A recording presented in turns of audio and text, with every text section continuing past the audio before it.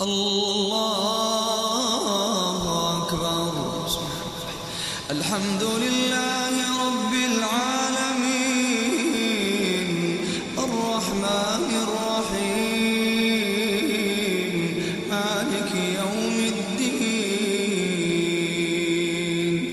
إياك نعبد وإياك نستعين.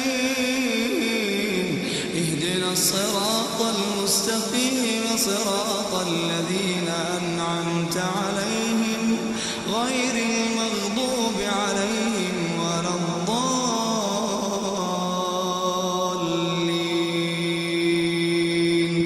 آمين.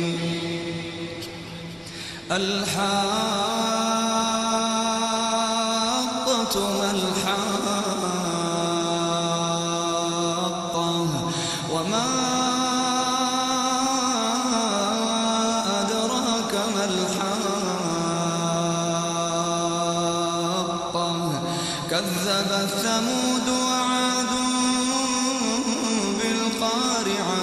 فأما ثمود فأهلكوا بالطاغية وأما عاد فأهلكوا بريح صرصر عاتية سخرها عليهم 7 ليال و8 أيام حسوما فترى القوم فيها صرعى كأنهم أعجاز نخل خاوية فهل ترى لهم من باقية.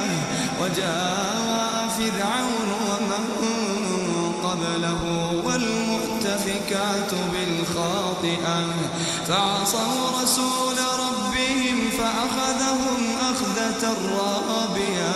إنا لما طغى الماء حملناكم في الجارية لنجعلها لكم تذكرة وتعيها أذن واعية.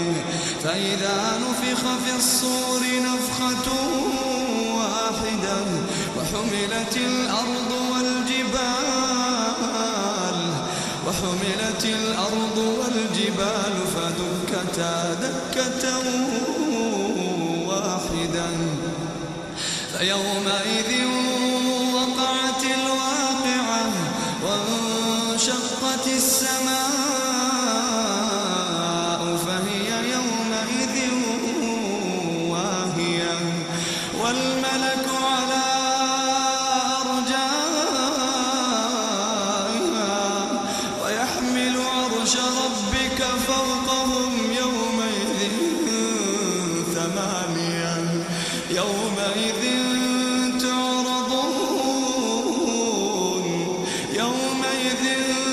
تعرضون لا تخفى منكم خافية. فأما من أوتي كتابه بيمينه فيقول هاؤم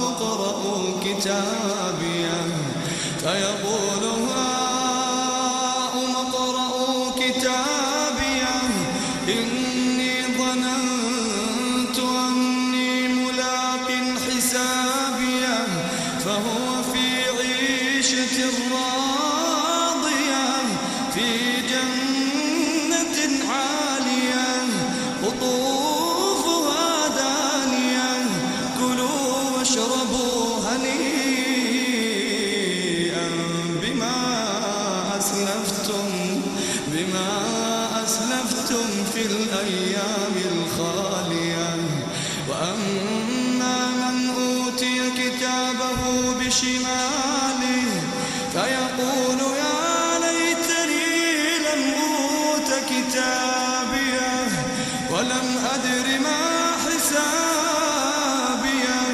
يا ليتها كانت القاضية ما أغنى عني ماليه هلك عني سلطانيه.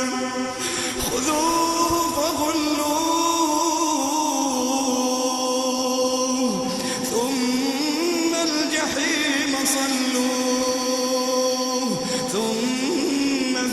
سلسلة